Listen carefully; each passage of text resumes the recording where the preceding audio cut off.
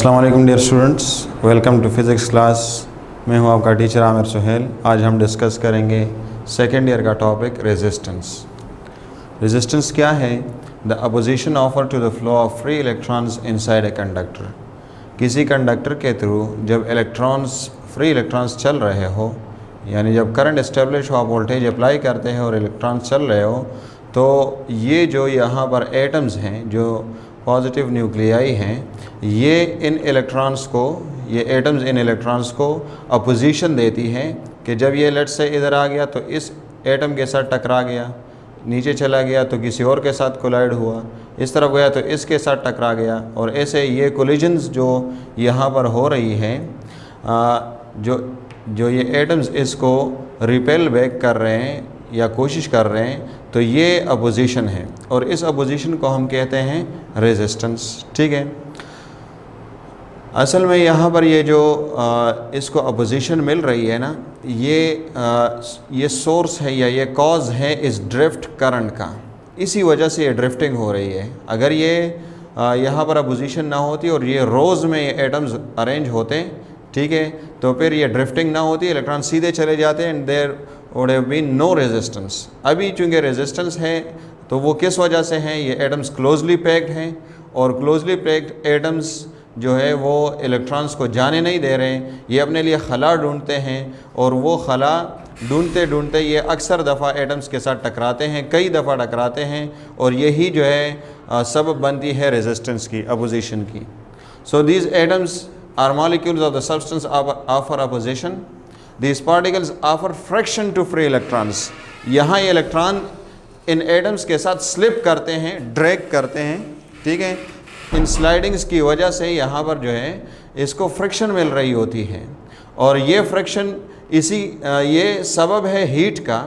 यहाँ पे हीट भी प्रोड्यूस होगा, बिकॉज हमें पता है कि R is equal to potential difference between the ends of conductor to current flowing through conductor. हमने ओम्स लॉ में देखा था कि R is the ratio of voltage to current, potential difference to the current flowing through conductor. तो चूंकि यहाँ पर ये इलेक्ट्रॉन्स जो है ये यहाँ पर टकराते हैं यहाँ इसके साथ, ठीक है, एटम्स के साथ, तो इनके पास एनर्जी है। वो एनर्जी यहाँ पर ट्रांसफ़र हो जाती है कुछ ना कुछ हीट में, ठीक है। जो एनर्जी इसको बैटरी से मिली है उसका कुछ हिस्सा हीट में चला जाता है, और वो हीट जो है वो हम फाइंड आउट कर सकते हैं। The heat is given by H equals to I²RT। इस इक्वेशन से हम फाइंड कर सकते हैं, ठीक है। ये कहाँ से आ गया? हमें पता है कि power is equal to the rate of doing work, और P is equal to W/T, W is equal to PT, ठीक है, और W is equal to I²।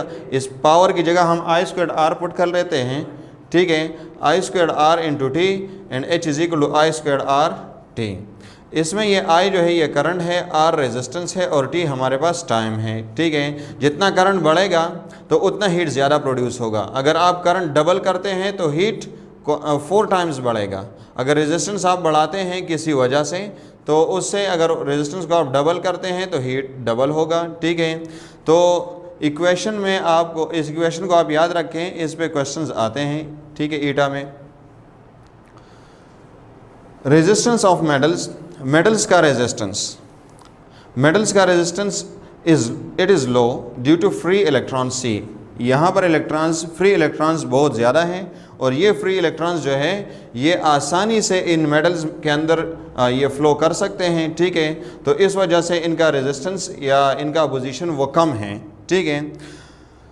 कुछ इंसुलेटर्स में हम देख लेंगे कि वहाँ पर इलेक्ट्रॉन्स जो है वो बहुत कम है, फ्री इलेक्ट्रॉन्स नहीं होते, दैट्स वाई यहाँ का रेजिस्टेंस जो है वो भी इनफाइनाइट है, ठीक है।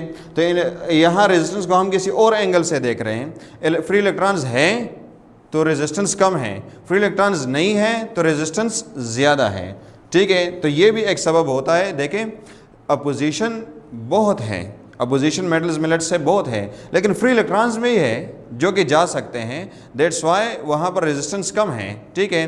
अब कोई सब्सटेंस आप ले लें और उस सब्सटेंस में लेट सपोज जो है वो अपोजिशन बहुत कम है, एटम्स जो है वो बहुत ऑर्डर में अरेंज्ड हैं, ठीक है, तो लेकिन उसमें फ्री इलेक्ट्रॉन नहीं है, ऐसा कोई सब्सटेंस है नहीं, लेकिन लेट से उसमें फ्री इलेक्ट्रॉन्स नहीं हैं, ठीक है। तो तो क्या उसमें उसको हम गुड कंडक्टर कह सकते हैं? क्या उसमें इलेक्ट्रॉन्स फ्लो कर सकते हैं? जो जब है नहीं तो इलेक्ट्रॉन्स पहले लाने हैं, फिर उनको लेके जाना है, एटम्स उनको अपोजिशन देगी। ठीक है, तो सेमीकंडक्टर का रेजिस्टेंस जो है वो वोल्टेज और टेम्परेचर पे डिपेंड करता है। लो वोल्टेज पे ये इसकी रेजिस्टेंस हाई होती है, क्योंकि लो वोल्टेज में यहाँ पर फ्री इलेक्ट्रॉन्स नहीं होते हैं। हाई वोल्टेज पे इसके एटम के बाउंडेड इलेक्ट्रॉन्स निकल आते हैं। इसी तरह हाई टेम्परेचर पे भी ये निकल आते हैं, तो फिर जो है वो हमारे पास फ्री इलेक्ट्रॉन्स आ जाते हैं। तो अब अपोजिशन जो है वो कम हो गई, रेजिस्टेंस कम हो गई। ठीक है, so it is high at low voltage. Low voltage पे इसकी अपोजिशन हाई है और कम टेम्परेचर पे ये हाई है। ठीक है, क्योंकि कम टेम्परेचर पे फ्री इलेक्ट्रॉन्स नहीं होते। तो जब हाई वोल्टेज आप अप्लाई करते हैं तो हाई वोल्टेज पे फ्री इलेक्ट्रॉन्स आ जाते हैं, रेजिस्टेंस कम हो जाती है। ठीक है, इस तरह हाई टेम्परेचर पे भी फ्री इलेक्ट्रॉन्स हमारे पास आ जाते हैं तो रेजिस्टेंस कम हो जाती है। Combination of resistors when connected in series. Resistors को हम सीरीज़ में कनेक्ट करते हैं और देखते हैं कि क्या मामला है, क्या इसका रिजल्ट बनता है। ठीक है, ये हमारे पास R1 है, ये R2 है और ये R3 है। 3 रेजिस्टर्स हैं, हमने इनको सीरीज़ में कनेक्ट किया, बैक टू बैक कनेक्ट किया। ठीक है, there is no dedicated wire from battery to each resistor. हर रजिस्टर को बैटरी से अलग अलग वायर नहीं जा रही, तो इसलिए ये सीरीज़ में है। अगर अलग अलग वायर जा रही होती, जैसे इस केस में आप देखें, इसको भी बैटरी से मिल रहा है, इसको भी बैटरी से वायर मिल रहा है, इसको भी मिल रहा है, तो ये पैरेलल में है और ये सीरीज़ में है। यहाँ हमारे पास क्या है? Current is same. करंट हमारे पास सेम होगा क्योंकि पाथ 1 है, हमारे पास एक ही पाथ है, तो करंट हमारे पास सेम होगा। ठीक है, करंट कब डिवाइड होता है? करंट कब जो है वो डिफरेंट होता है? जब हमारे पास पाथ्स डिफरेंट होती है, तो कुछ चार्जेस एक तरफ चले जाते हैं और कुछ चार्जेस दूसरी तरफ चले जाते हैं। यहाँ सारे चार्जेस इसी एक पाथ में जा रहे हैं, जिसको जो है ना वो अपोजिशन मिल रही है। आल्दो यहाँ अपोजिशन लेट से यहाँ ज़्यादा है, यहाँ कम है, यहाँ फिर ज़्यादा है, इट डजेंट मैटर। ठीक है, पाथ एक है, अपोजिशन में डिपेंड नहीं करता, that's why current is same. Voltage divides according to R value. Voltage divide होती है क्यों? Voltage is energy per unit charge. ये बात बहुत अहम है, it is energy per unit charge. जब ये चार्जेस यहाँ से गुजरते हैं तो उनकी एनर्जी गिर जाती है, एनर्जी ड्रॉप कर लेती है, तो यहाँ पर वोल्टेज कम हो जाता है, यहाँ और कम हो जाता है, यहाँ और कम हो जाता है। ठीक है, अगर आप उस डायरेक्शन में आ रहे हैं इलेक्ट्रॉनिक करंट के डायरेक्शन में, तो पहले यहाँ पे ड्रॉप हो जाता है, यहाँ पे ड्रॉप हो जाता है और यहाँ पे ड्रॉप हो जाता है। Means voltage drops, voltage divides. But V is equal to V1 plus V2 plus V3। यहाँ पे जो पोटेंशियल ड्रॉप है V1, यहाँ पे जो पोटेंशियल ड्रॉप है V2, यहाँ पे जो पोटेंशियल ड्रॉप है V3, वो जो है वो सब आप प्लस करें, इन तीनों को आप प्लस करें, वो इसके बराबर होंगे। ठीक है, सो नेट वोल्टेज वो जो है इसके बराबर होगा, इन तमाम का सम जो है वो इसके बराबर होगा। V is equal to V1 plus V2 plus V3। It is according to law of conservation of energy. ठीक है, कि एनर्जी जो है वो यहाँ पर ज़ाया नहीं हो रही, जितनी यहाँ से मिल रही है वो सारी इधर अपेयर हो रही है। ठीक है, यहाँ खुद से भी एनर्जी नहीं आ रही, यही एनर्जी है। ठीक है, that's why we can write V equals to V1 plus V2 plus V3। Okay, V is equal to IR from Ohm's law. IR1 plus IR2 plus IR3। Current same है तो I के साथ हम 1 2 3 नहीं लगा रहे हैं। I यहाँ पर जो है वो हम कॉमन लेते हैं, यहाँ भी कॉमन लेते हैं, कैंसिलेशन हो जाएगी। हमारे पास क्या रह जाएगा? R equals to R1 plus R2 plus R3। R equivalent is equal to R1 plus R2 plus R3। इस R को हम R इक्वलेंट कह देते हैं क्योंकि ये तीनों के कलेक्टिव रेजिस्टेंस के बराबर है, that's why it is equivalent resistance. Resistance हमारे पास यहाँ इंक्रीज़ हो गई। ठीक है, रेजिस्टेंस बढ़ गया, क्यों? क्योंकि ये तीनों रेजिस्टेंस कंबाइन हो रहे हैं, देखिए एडिशन हो रही है। ठीक है, दैट्स व्हाई रेजिस्टेंस इंक्रीजेस। अगर इसकी रेजिस्टेंस 1 है, इसकी 2 है, इसकी 3 है, तो 1 plus 2 plus 3 which is 6। Total resistance 6 ohms हो जाएगी, सिंपल सी बात है। ठीक है, use to get large value resistance from smaller ones. अगर आपके पास लैब में स्मॉल रेजिस्टेंसेज है और आपको लार्ज चाहिए, तो आप इनको सीरीज़ में कनेक्ट करेंगे। याद रखें, हम उनको सीरीज़ में कनेक्ट करेंगे। अच्छा, इस पे जो क्वेश्चंस आते हैं वो आर इक्विवेलेंट फाइंड करना, सिंपल सा क्वेश्चन है। ठीक है, कि आर इक्विवेलेंट फाइंड करें। फिर यहाँ पर आपको ये सारी बातें बताई जाती है, वोल्टेज है, इतने रेजिस्टर्स है, सीरीज़ में हमने कनेक्ट किया है, और करंट जो है वो यहाँ से इतना जा रहा है, तो R2 के थ्रू करंट कितना है? तो अगर आपको याद हो कि करंट सेम है, तो R2 के थ्रू भी उतना ही करंट होगा, R3 के थ्रू भी उतना ही करंट होगा। ठीक है, फिर अगले किस्म का क्वेश्चन इस पे आता है कि आपको वोल्टेज गिवन हो, करंट गिवन हो, बल्कि वोल्टेज गिवन हो, रेजिस्टेंस गिवन हो। करंट गिवन ना हो और आपको कहा जाए कि यहाँ पर इस रेजिस्टेंस के थ्रू पोटेंशियल ड्रॉप मालूम करें, V3 मालूम करें, या इसके थ्रू पोटेंशियल ड्रॉप मालूम करें, या जो कि डिफरेंट चीज़ है वो आपसे पूछा जाए, ठीक है। तो वोल्टेज डिफरेंट है वो आपसे पूछा जा रहा है, तो उसके लिए आप क्या करेंगे, फाइंड द कॉमन क्वांटिटी। पहले आप कॉमन क्वांटिटी को मालूम करेंगे, करंट मालूम करेंगे। आपके पास वोल्टेज है, आर इक्वलेंट आप इन सब का मालूम करेंगे, आर इक्वलेंट, और वोल्टेज को यूज़ करते हुए आप I is equal to V by R formula इस्तेमाल करें, I is equal to V by R, और आप क्या मालूम कर लेंगे, करंट मालूम कर लेंगे। करंट आपके पास आ गया, तो अब यहाँ पे वोल्टेज ड्रॉप मालूम करने के लिए V3 is equal to IR3, V3 equals to current है, करंट आपने मालूम कर लिया, और R3 आपके पास है, ठीक है। तो आप पुट कर लें, आपके पास पोटेंशियल ड्रॉप आ जाएगा। इस तरह V2 equals to IR2, V1 equals to IR1। 5 resistors each of 10 ohm are connected in series. The voltage drop across the resistor adjacent to 200 potential difference 200 volt potential difference source is dash. आपने 10 resistances connect कर लिए इस तरह, ठीक है, series में। अब जो पोटेंशियल डिफरेंस सोर्स है वो 200 वोल्ट्स है, उसके साथ जो करीब लगा हुआ रेजिस्टर है उसके थ्रू आपने पोटेंशियल ड्रॉप मालूम करना है। तो उसके थ्रू पोटेंशियल ड्रॉप क्या होगा आपके ख्याल में, 200 वोल्ट्स होगा? नहीं, 20 वोल्ट्स नहीं। देखिए यहाँ पर एक बहुत ही इंपॉर्टेंट बात दूसरी आप नोट कर लें कि यहाँ पर potential drop according to resistance value होगा। रेजिस्टेंस की वैल्यू ज़्यादा होगी तो पोटेंशियल ड्रॉप ज़्यादा होगा, रेजिस्टेंस की वैल्यू कम होगी तो पोटेंशियल ड्रॉप कम होगा, ठीक है। तो अब चूंकि यहाँ पर रेजिस्टेंस की वैल्यू सेम है, रेजिस्टेंस हमारे पास 5 है और उनके अंदर रेजिस्टेंस की वैल्यू जो है वो हमारे पास सेम है, 10 ओम है, ठीक है। तो जब अपोजिशन सेम है तो पोटेंशियल ड्रॉप भी सेम होगा, तमाम के अंदर पोटेंशियल ड्रॉप सेम होगा। टोटल पोटेंशियल हमारे पास कितना है, तो वो 200 वोल्ट्स हैं। अब जब पोटेंशियल ड्रॉप सेम है तो हम इस 200 वोल्ट को 5 पे डिवाइड कर लेंगे, हमारे पास हर एक का पोटेंशियल ड्रॉप आ जाएगा। 200 divide by 5 this is equal to 40 volts. अच्छा, जब रेजिस्टर्स की वैल्यू सेम ना हो तो फिर ऐसा आपने नहीं करना, फिर आपने मालूम करना हर एक के लिए, जैसे हमने वहाँ पे मालूम कर लिया, ठीक है। So in this case we are getting 40 volts. 5 resistors में से हर एक का पोटेंशियल ड्रॉप 40 वोल्ट्स होगा। अच्छा, adjacent to resistor, adjacent to voltage source, जो यहाँ इस वोल्टेज सोर्स के साथ डायरेक्ट लगा हुआ है, यहाँ पोटेंशियल ड्रॉप ये नहीं होगा V, ठीक है, यहाँ V1 होगा। यानी जो आपने 200 वोल्ट अगर आपने अप्लाई किया इधर, तो इधर 200 ड्रॉप नहीं होगा, हाँ यहाँ 200 अप्लाइड होगा। चार्जेस जो यहाँ से गुजरेंगे, फर्स्टली यहाँ से गुजर रहे हैं या फर्स्टली यहाँ से आ रहे हैं, तो उनके पास 200 जूल्स पर कूलम एनर्जी है, लेकिन क्या वो यहाँ पर ये तमाम 200 जूल्स पर कूलम एनर्जी छोड़ेंगे? नहीं, यहाँ इस रेजिस्टर के मुताबिक एनर्जी छोड़ देंगे, बाकी आगे ले जाएंगे, इसके मुताबिक यहाँ छोड़ देंगे, बाकी आगे ले जाएंगे, ठीक है। सो ये याद रखें, यहाँ अप्लाइड 200 है लेकिन ड्रॉप इस रेजिस्टर के मुताबिक है, और ड्रॉप हमने यहाँ पे निकाल लिया, वो है 40 वोल्ट्स। जब रेजिस्टर्स इन पैरेलल, जब पैरेलल में आप कनेक्ट करते हैं तो हर रेजिस्टर को देके डेडिकेटेड पाथ जा रहा है, डेडिकेटेड पाथ, इसको यहाँ से वोल्टेज सोर्स से 2 वायर्स इसको मिल रही है, इस तरह इसको भी मिल रही है, ठीक है। यानी यहाँ से आप देखें, अगर मैं यहाँ से शुरू हो जाऊँ और इधर इस रेजिस्टर तक मैंने पहुँचना है, तो बीच में कोई रेजिस्टर आ रहा है, कोई ब्लॉकेज आ रहा है? There is no blockage. यहाँ से कोई ब्लॉकेज आ रहा है? नहीं।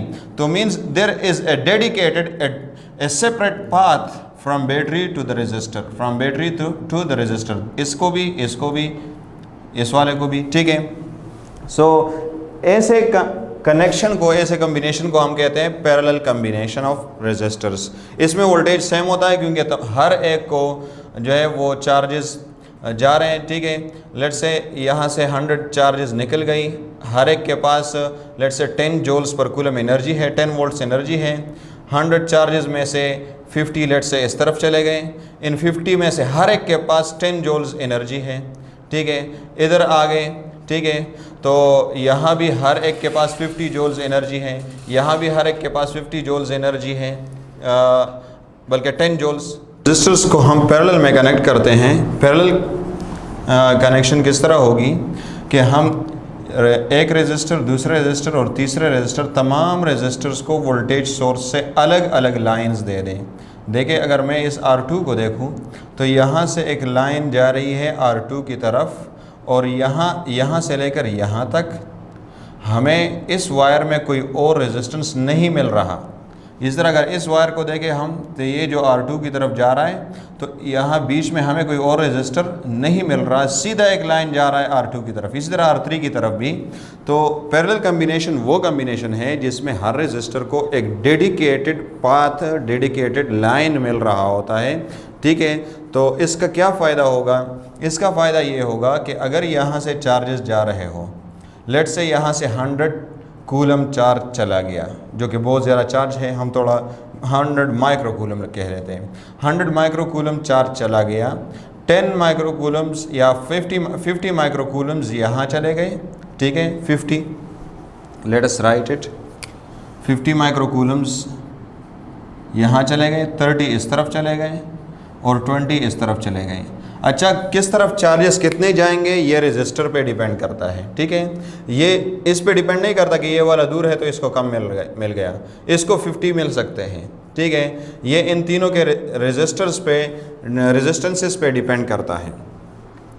अच्छा, तो अब ये 50 माइक्रो कूलम चार्जेस, 30 और 20, लेट्स से यहाँ से जो एनर्जी है वो 100 वोल्ट्स हैं। ठीक है, या 100 माइक्रो वोल्ट्स आप ले लें, 100 वोल्ट्स ले लें। ये 100 volts energy, it is basically 100 joules per coulomb. 100 joules per coulomb ये एनर्जी है। 100 volts 100 joules per coulomb energy है।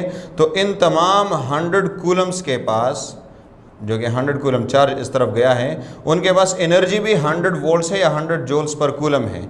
ठीक है, तो जो 50 इस तरफ गए हैं तो इन 50 के पास कितनी एनर्जी है? 100। इन 30 वालों के पास जो इस तरफ गए हैं उनके पास कितनी एनर्जी है? 30। इस तरफ जो 20 माइक्रो कूलम गए हैं उनके पास यूनिट जो है वो एनर्जी कितनी है? 100 जूल्स पर कूलम के हिसाब से। ठीक है, तो एनर्जी जो है वो तमाम चार्जेस के पास सेम है, इसलिए वोल्टेज जो है वो इसको और इसको वोल्टेज सेम मिल रहा है। अगरचे चार्जेस तकसीम हो रहे हैं लेकिन इंडिविजुअल चार्जेस के पास जितनी एनर्जी है वो एनर्जी हर एक को सेम मिल रही है। एनर्जी कब कम या ज़्यादा हो जाती है? कम हो जाती है, ये तब कम होती है अगर यहाँ कोई रेजिस्टर होता है इस तरह। तो जो चार्जेस एनर्जी लेके जा रहे हैं उसमें से कुछ एनर्जी यहाँ पे ड्रॉप कर जाती। ठीक है, अब कोई ड्रॉप नहीं है, यहाँ तक पहुँचने के लिए चार्जेस के बीच में कोई ड्रॉप नहीं है, यहाँ तक पहुँचने के लिए चार्जेस को कोई ड्रॉप नहीं मिल रहा। इट मीन्स वोल्टेज और energy per unit charge is same. So ये बात हम यहाँ लिख लेते हैं, voltage is same. Current divides, current divide होता है according to the resistance value. Current divide होता है। ठीक है, कुछ चार्जेस इस तरफ चले जाते हैं, कुछ इस तरफ चले जाते हैं, कुछ इस तरफ चले जाते हैं। ठीक है, ये बात भी याद रखें कि current follows the easiest way, the shortest way. Current बहुत, ये चार्जेस जो है ना ये बहुत सुस्त हैं। ठीक है, ये हमेशा अपने लिए आसानी ढूंढते हैं, तो दे फॉलो द शॉर्टेस्ट वे। ठीक है, ये शॉर्टेस्ट पाथ को एडॉप्ट करते हैं। इनकी मजबूरी होती है जब ये लॉन्ग पाथ की तरफ चले जाते हैं। ठीक है, तो चार्जेस जो है वो रेजिस्टेंस की वैल्यू के मुताबिक जाएंगे। ठीक है, अगर ऊपर रेजिस्टेंस जो है कम है, ठीक है, ऊपर रेजिस्टेंस कम है तो इस तरफ सारे चले जाएंगे। शॉर्टेस्ट वे का मतलब मेरा ये है कि जहाँ की रेजिस्टेंस कम है, ठीक है, लो रेजिस्टेंस वे वो फॉलो करेगा। शॉर्टेस्ट से मुराद वो फासला, कम फासला नहीं है, बल्कि जहाँ की रेजिस्टेंस कम है, जहाँ की अपोजिशन कम है, वो अगर लंबा भी हो उस तरफ जाएगा। ठीक है, ये बात याद रखें। So current divides I equals to I1 plus I2 plus I3। यहाँ से जितना करंट चला गया वही डिवाइड होगा, इसलिए हम लिख सकते हैं I1 plus I2 plus I3। I is equal to V by R from Ohm's law, V by R1, V by R2, V by R3। ठीक है, और V को कॉमन ले ले, इससे भी वोल्टेज को कैंसिल कर ले। 1 over R is equal to 1 over R1 plus 1 over R2 plus 1 over R3। 1 over R equivalent is equal to 1 over R1 plus 1 over R2 plus 1 over R3। ठीक है, रेजिस्टेंस रिड्यूसेस। इस case में हमारे पास equivalent resistance जो है वो तमाम resistances में सबसे कम से भी कम होगा।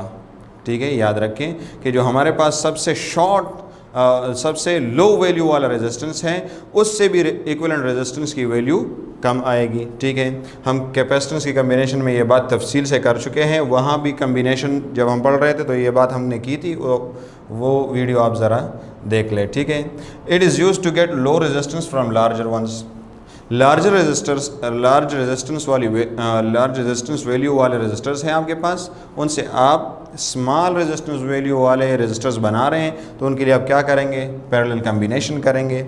ठीक है, आखिर में हमारे पास यूनिट हैं, रेजिस्टेंस का unit V/I volts per ampere हैं। ठीक है, volt ampere inverse and ohm, इस ओहम से हम इसको रिप्रेजेंट करते हैं, बल्कि इसको हमने ओहम कहा है, और ओमेगा से हम इसको रिप्रेजेंट करते हैं। ठीक है, MKS में ओहम है और CGS में हमारे पास स्टेट ओहम, और and 1 stat ohm is equal to 9 × 10⁻11 ohm. ठीक है, याद रखें ये यूनिट्स। और इंशाल्लाह अगली वीडियो में हम इस पर MCQs डिस्कस करेंगे। ठीक है, या हम पहले वो फैक्टर्स पढ़ लेंगे जिस पर रेजिस्टेंस डिपेंड करता है या रेजिस्टेंस को अफेक्ट करता है, तो फैक्टर्स पढ़ेंगे, फिर उस पर MCQs डिस्कस करेंगे। ये बहुत इंपॉर्टेंट टॉपिक है, इसको आप मिस ना करें, इसके MCQs को भी देखें कि किस तरह क्वेश्चंस इस पर आते हैं।